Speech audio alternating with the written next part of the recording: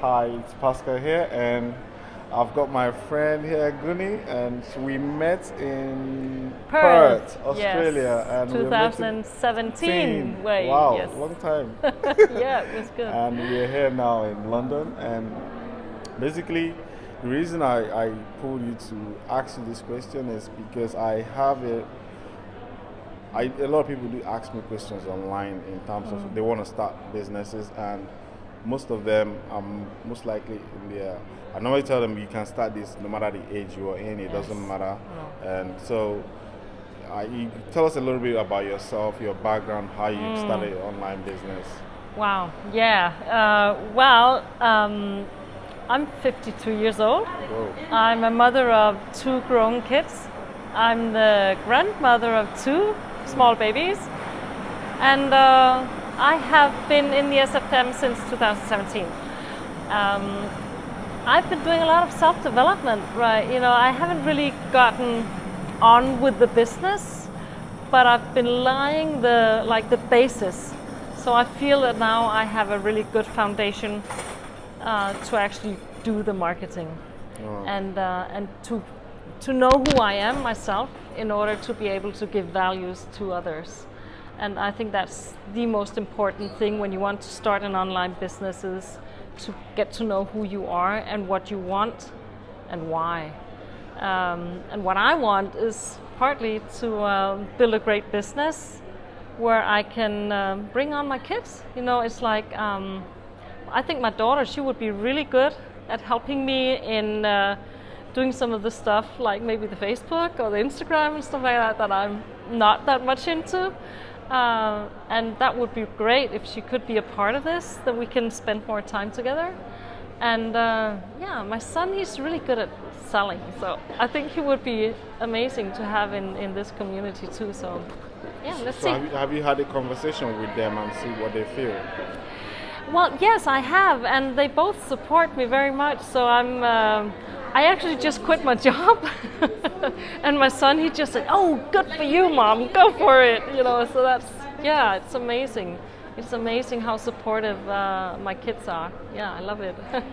So, let's say you coming across a lady that maybe they have similar backgrounds like you do. What would you say to them? That they're still on the fence, you know, they don't have this belief that it will work. So what has strengthened your belief? What would you say to them that will help them? The journey.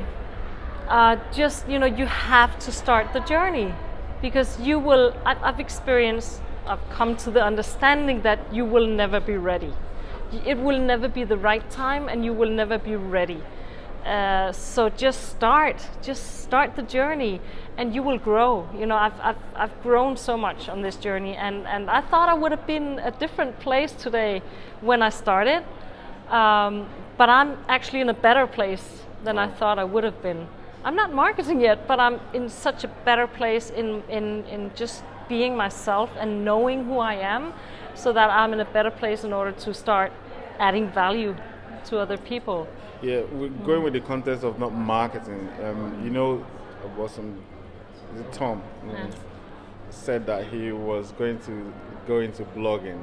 Yeah. Help us in blogging and all that. So it's something that if you're looking to start and you haven't got marketing budget, it's something, a path that you can explore. You don't necessarily need the marketing budget. No. But you wouldn't have got that help if you're outside and on the fence. Exactly, and you know, Mark is just amazing, and I feel that I got exactly what I needed.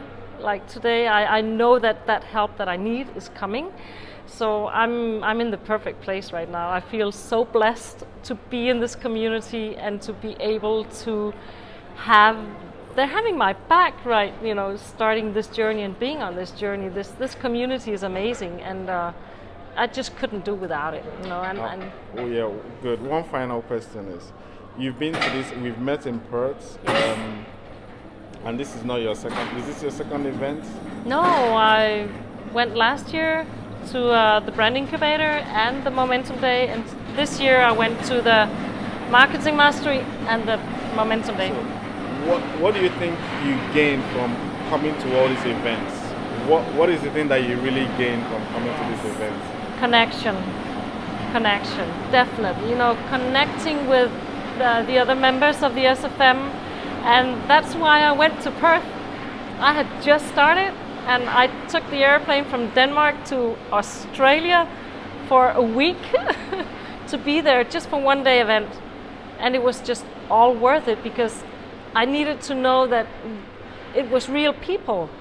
The real people behind the SFM, they're authentic, and they want to share, and they want to help you, and they want to be there. You know, it's like this being with family.